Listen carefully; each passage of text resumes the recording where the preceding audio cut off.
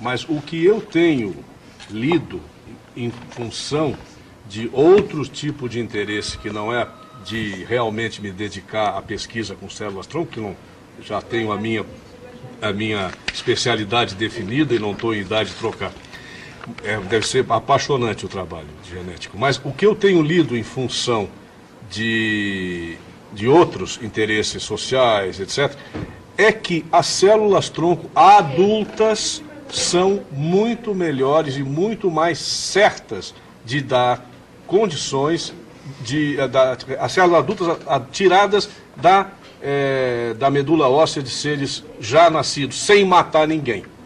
Então, eu não sei, não posso afirmar isso, estou me louvando de leituras que eu tenho feito de especialistas no assunto. Eu não posso afirmar nada.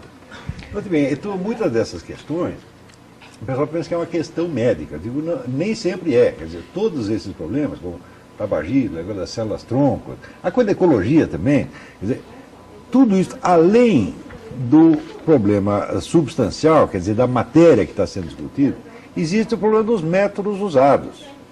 Quer dizer, uma questão dessas pode ser uma questão médica, por exemplo, como essa do tabagismo, pode ser enfocada de maneira totalmente independente de conhecimentos médicos, porque você depende de conhecimentos de outra natureza, que é, por exemplo, a teoria da argumentação e da prova, que é uma questão de pura, vamos dizer, lógica, que não é uma especialidade médica.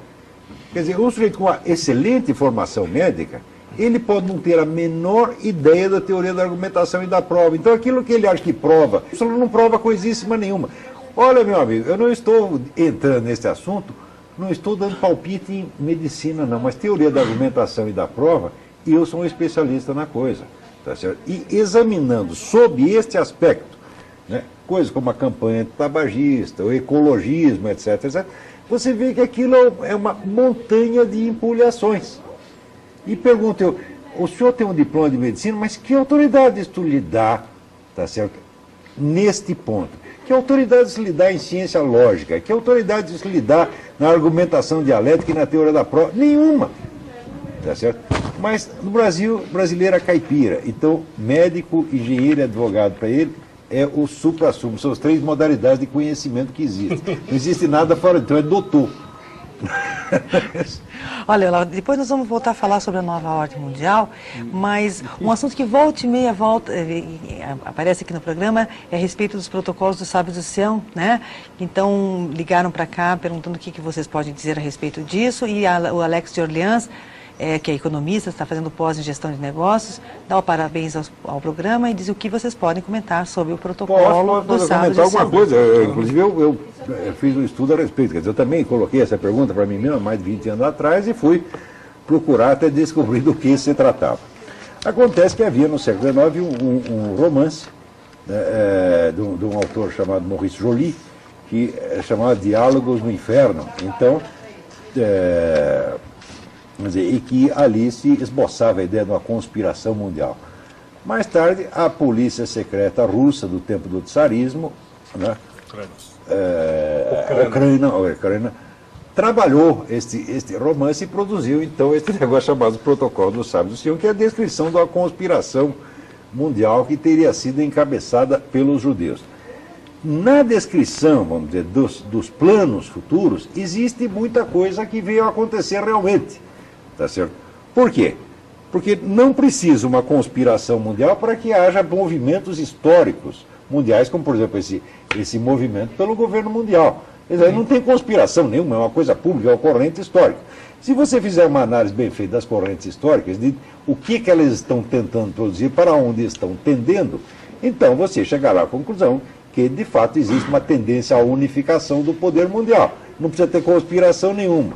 Tá certo? Agora, o que este documento faz é, de fato, misturar, vamos dizer, uma análise histórica que nem sempre está errada, como, por exemplo, a ideia do anticristianismo crescente aconteceu de fato, tá certo? É uma corrente que já existia na época e que aumentou depois. Uma coisa é você fazer a análise histórica e outra coisa é você dizer que é uma conspiração e autoria né, e botar sobretudo atrás os judeus. Falar, quantos milhões de judeus tem no mundo? Tem 18 milhões de judeus. Não dá para fazer uma conspiração mundial, meu amigo. O número é insuficiente. Além disso, se os judeus fizerem essa conspiração, estão conspirando muito mal, porque só levam na cabeça, pô. Não é isso? Se eles são conspiradores, são os piores do mundo. Porque só se ferra. Se ferrar na Rússia, se ferrar na Alemanha, agora se estão se ferrando no Oriente Médio, depois então se eles conspiram contra si mesmos. Quer comentar alguma coisa? Não? O Eduardo do Bigorrilho, ele pergunta quais os interesses das grandes fundações Ford, Rockefeller e a nova ordem mundial. Eu tenho uma teoria a respeito disso. Opa! Eu acho que as fundações que têm origem no capital, grande capital empresarial americano, elas apoiam ações ligadas à nova ordem mundial. Por exemplo, quando você vai apresentar um projeto para uma fundação dessas, esse projeto só passa se tiver uma conotação de politicamente correto. Nenhum projeto que não tenha uma visão de atender alguma minoria, ou pretensa minoria, será aceito. E isso, embora possa parecer paradoxal, e é por isso que o nosso telespectador fez essa pergunta, porque ele, de fato, não entende como é que pode o dinheiro do capitalismo estar operando para isso. A minha teoria pessoal é que esta gente pensa que está dando golpe na esquerda. Quer dizer, os grandes capitalistas americanos acham que dando dinheiro para a esquerda, brincar de fazer revolução, né, por meio dessas fundações, eles param de incomodá-los e deixam que eles continuem a ser quem são e do jeito que são. Eu não consigo ver outro modo de explicar isso. Mas é a teoria do Rauschning, quer dizer, são interesses heterogêneos, tá certo? Quer dizer, que participam num grande esquema de transformação histórica, tá certo? Que chama Revolução pelo Alto, tá certo? Cada um tentando ferrar com o outro, manipular o outro. Tá certo? Mas eu sei o seguinte, nós aqui não vamos ganhar nada com isso. Tá certo? E a população sai sempre prejudicada. Quer dizer, essas grandes fundações e o movimento comunista internacional e o pessoal, vamos dizer, radical islâmico, tá? É claro que eles se odeiam entre si, mas eles estão juntos nesta brincadeira para destruir a civilização do Ocidente, o cristianismo e o judaísmo. Isso não é brincadeira, que são, vamos dizer, os valores que fundaram tudo o que nós somos, nossa concepção de pessoa humana, nossa concepção da liberdade, nossa concepção, vamos dizer, quase da sacralidade vamos dizer, da vida íntima humana, da opinião pessoal. Tudo isto é um legado judaico-cristão que não existe em outras civilizações. Na China, por exemplo, não existe a ideia de que o indivíduo vale alguma coisa por si. O que vale é o grupo, o que vale é a família, o que vale é o Estado. Tá certo? E o senhor, por exemplo, que exerce o seu direito de ter uma opinião, o senhor pensa que esse direito surgiu do nada?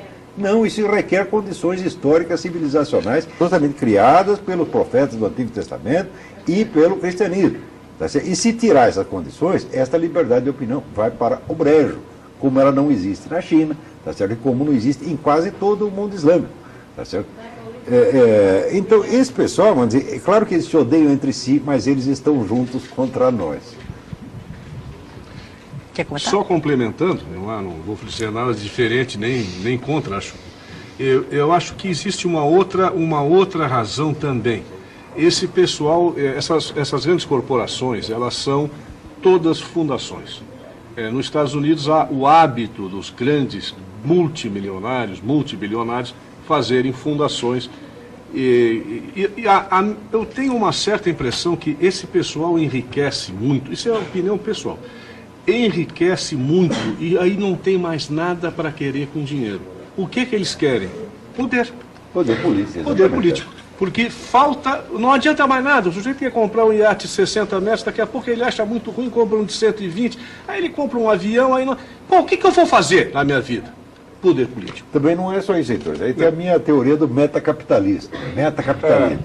Quer dizer, o indivíduo, vamos dizer, o grupo que enriqueceu com a economia de mercado, tá certo? E chegou no ápice. Quando ele chega lá, ele começa a ficar com medo daquela mesma liberdade de mercado que o criou. Porque até ali a liberdade de mercado está a favor dele, mas e se virar tudo? Ele não quer. Então ele começa a não aceitar mais a regra do mercado.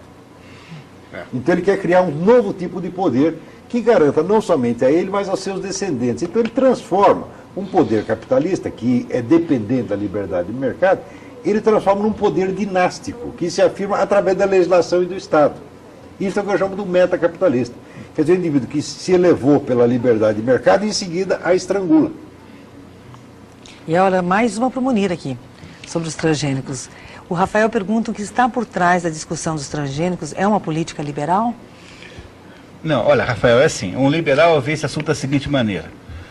O agricultor pode, quando o agricultor decide que soja vai plantar, ou qualquer cereal, ou soja, ou qualquer outra coisa, ele deve tomar a decisão conforme as suas próprias condições, as suas próprias razões e valores. Então, o que um liberal diz para você é o seguinte: o agricultor tome a decisão que quiser sobre que soja plantar. A mesma liberdade funciona para o consumidor de soja. Então, se existe um conjunto de consumidores que faz questão de ter soja convencional, eles irão encontrar quem a produza. Seja qual for o caso, isto não é assunto para o governo se meter. O governo não tem nada a ver com essa escolha, pela mesma razão pela qual o governo não tem nada a ver com o fato se você compra um Volkswagen ou se você compra um Fiat. Essa é uma decisão entre você, a Fiat e a Volkswagen. Não tem ligação nenhuma com o Estado. Então, esta é a visão liberal do assunto.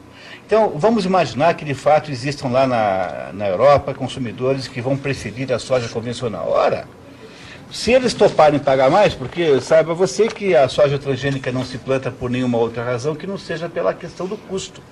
Então, na hora em que a soja convencional custar o dobro da soja transgênica, como vai acontecer seguramente, aí não vai mais ter consumidor. Os consumidores da soja convencional se restringirão a um pequeno grupo de exóticos, aquele pessoal que faz compras ali na Alameda Cabral, que tem lá uma lojinha de assuntos macrobióticos. Pronto. Agora, o problema central é que o que está acontecendo agora não é simplesmente a aplicação dessa regra liberal. O que acontece é o seguinte: os ambientalistas precisam de poder político. Como é que eles obtêm poder político? Eles obtêm poder político quando eles estabelecem uma intermediação obrigatória, que é a deles, sobre todos os assuntos que envolvam a natureza, que é quase tudo. Então, o ambientalista fica poderoso politicamente quando ele tem que dar a última palavra naquilo que você planta, naquilo que você cria, naquilo que você come, no que você fuma, o modo como você maneja o esgoto da sua casa, se você usa água assim ou assado. Ou seja, os ambientalistas descobriram que o modo pelo qual eles obtêm um poder extraordinário e fenomenal é criando uma espécie de polícia que vai controlar a sua existência, as suas relações com a natureza. Pois é esta tendência, esse desejo de ser a polícia da natureza, que faz com que exista essa polêmica como está aí. Por quê? Porque é uma polêmica racional, porque o lado ambientalista não tem a menor prova, não há a menor ideia de que possa fazer mal à saúde. Os Estados Unidos produzem um volume de transgênicos de soja, por exemplo, que é igual a toda a produção brasileira de soja. Alguma coisa como 50 milhões de toneladas por ano. Então, a visão liberal é que esse assunto não deveria ser alvo da interferência governamental. E por que é que tornou-se um debate de natureza político-ideológico? Por quê? Porque para o mundo ambientalista, deixar de controlar isso no Brasil é uma derrota extraordinária, porque isso mina os planos de poder ambientalista, que é um dos, me permita dizer, um dos pilares da nova ordem mundial. Você não gosta mais das religiões? Quer dizer, todo padre agora é pedófilo? Não é essa a ideia que os filmes de Hollywood põem? Outro dia eu me dei conta que não tem mais filme em Hollywood que não tenha um caso de abuso sexual. Você sabe qual é a classe, é como se todo homem recordista de crimes de pedofilia no mundo? Os assistentes sociais da ONU. Mas muito mais casos do padre e ninguém fala. Pois é, mas veja só, o que faz o Hollywood é dizer para você que está ouvindo o que nós estamos falando, que todo homem heterossexual, branco, é um ser pedófilo, um abusador sexual em potencial. É por isso que todo filme, todo seriado americano necessariamente tem lá um caso, um episódio em que aparece, como se os americanos, como qualquer outro lugar, fossem abusadores sexuais dos filhos. A mesma coisa, quer dizer, para que a nova ordem mundial possa prevalecer, ela precisa destruir a noção de religiosidade tradicional que existe. Como é que ela faz isso? Ela põe no lugar da noção de divindade, na divindade, por exemplo, cristã, ela põe, no lugar disso, põe a natureza. A natureza passou a ser uma espécie de culto novo pagão, que é o que tem hoje. Então, as seclas desse novo paganismo, que são os ambientalistas, precisam ter um poder de polícia sobre todo mundo. E é por isso que fica essa criação de caso com tudo quanto é assunto, quando na verdade esse é um assunto de natureza completamente serena, tranquila, era só questão de analisar as coisas tais como elas são.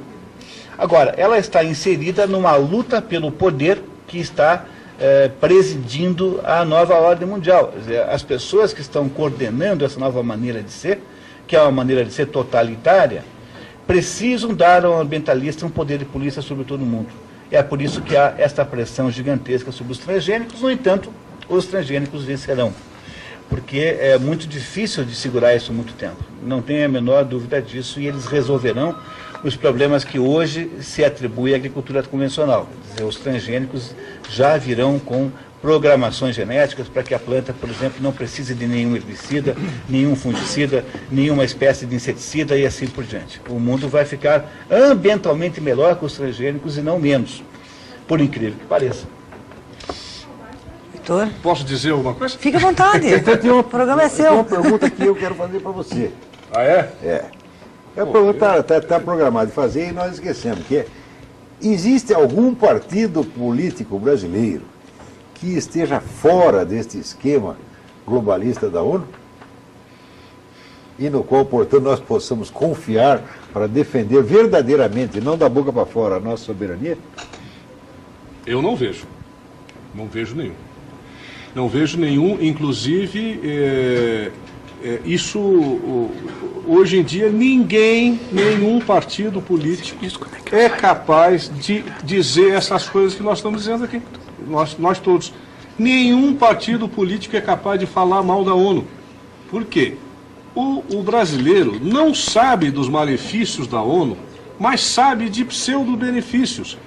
Então, o que acontece? A ONU é intocável. O partido que for contra a ONU ou a globalização política, esse partido está frito. Ele não vai ter ninguém votando nele. E para complementar o que está na mesma pergunta, do que o Munir falou, quando ele fala da liquidação da religiosidade cristã ocidental, eu vou falar o que eu aprendi inicialmente com o Olavo, mas depois me estendi e fui longe. Que todo o plano educacional da Unesco é baseado numa mulher chamada Alice Bailey, que ela recebe esses dados supostamente de um monge tibetano que viveu há 5.000 anos atrás, e ela é a grande influência sobre Robert Mueller, que é e foi assessor da Unesco durante uns 15 anos, vários secretários gerais, assessor, e exatamente a ideia básica dessa educação que a Unesco transmite para os países que estão baseados que aceitam a Unesco, é exatamente isso que o Munir falou. A natureza, o retorno à Mãe Terra, o retorno à Terra é o nosso Deus. Ocultismo muito do vagabundo, né, dessa Alice Bailey, né? Quer dizer, a Alice Bailey via coisas, por assim dizer, era visionário que achava que recebia mensagem de um monge tibetano, né? O qual nunca foi consultado a respeito e que ninguém viu em parte alguma. Mas o nome existe, João. E essa picareta foi a mestra do Robert Mueller, que é o formulador da política educacional da ONU. Então, é para destruir o cristianismo e impor no seu lugar esta vulgaridade, essa besteira ocultista, tá certo? Do culto da Gaia, da Mãe Terra, etc, etc. Né? Isso é de coisa de gente que é idoso, porra. E é isso que eles estão fazendo com a mulher, estão chamando isso de educação. Eu vou tomar um outro exemplo daqui, mexendo nisso e ao mesmo tempo também ao desarmamento. Por exemplo, e eu vou dar uma opinião que muita gente me pergunta, como eu sou psicanalista, psiquiatra e tal, se deve-se ou não permitir às crianças terem brinquedos, arma, revólver, metralhadoras, etc. Isso virou vamos dizer, virou um caos, virou um inferno. Não se pode, criança não pode brincar com arma. Olha, o que acontece?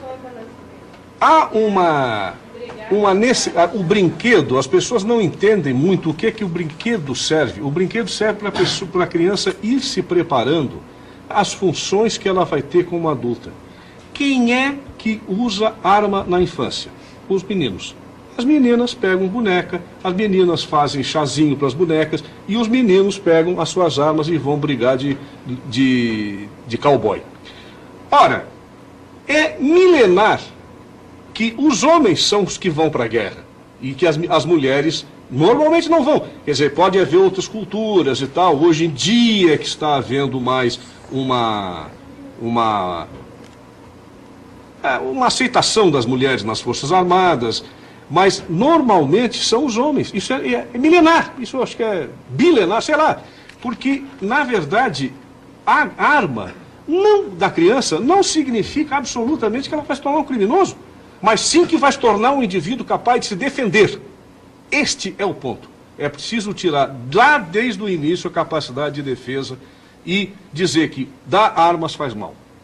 Porque não é verdade. Eu brinquei de cowboy a minha vida inteira, eu ganhei do meu pai um 2,45 Colt. Tanto que eles brincam, a maioria quer ser o mocinho, não o bandido. Quer ser o mocinho, não o bandido. Ninguém quer ser o bandido na hora de dar os papéis da brincadeira. Ninguém quer ser o bandido.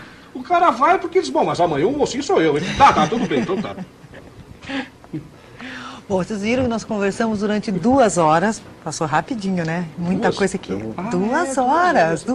E muita coisa ficou aqui sem resposta, infelizmente, né? As pessoas que participaram do programa não puderam ter as suas perguntas respondidas. Isso é sinal o quê? Que nós vamos ter que chamar o Heitor para voltar aqui, né? Com muito prazer. Ele vai ter que voltar aqui, né? Com muito prazer, agradeço. O interesse, aí eu estou vendo o número de perguntas. Nossa, muita coisa ficou sem resposta. Obrigado a todos. Obrigada a vocês, Então, Olavo. eu que agradeço, né, a presença do Heitor de Paula, né, a participação sempre brilhante do Monir e a presença encantadora da Maria. Obrigada. Eu queria dizer uma coisa só, os brasileiros se acostumaram a desconfiar dos políticos. Por que a gente não dá um passo à frente e começa a se acostumar a desconfiar do governo? Porque as pessoas desconfiam dos políticos, mas não desconfiam do governo. Faça um favor para você mesmo. Não acredite nas coisas que o governo te conta. E é preciso o governo, até a segunda ordem, estar mentindo. Você, por favor, procure maneiras, brigue-o a aprovar. Em geral, ele está mentindo. De vez em quando, ele deve desarrolhar. Muito obrigado. Obrigada a todos e olha, muito obrigada por ficarem conosco. Eu espero vocês na próxima semana, a partir das 15h30, com mais um Boa Tarde Curitiba. Excelente semana, um beijo para todo mundo e até lá.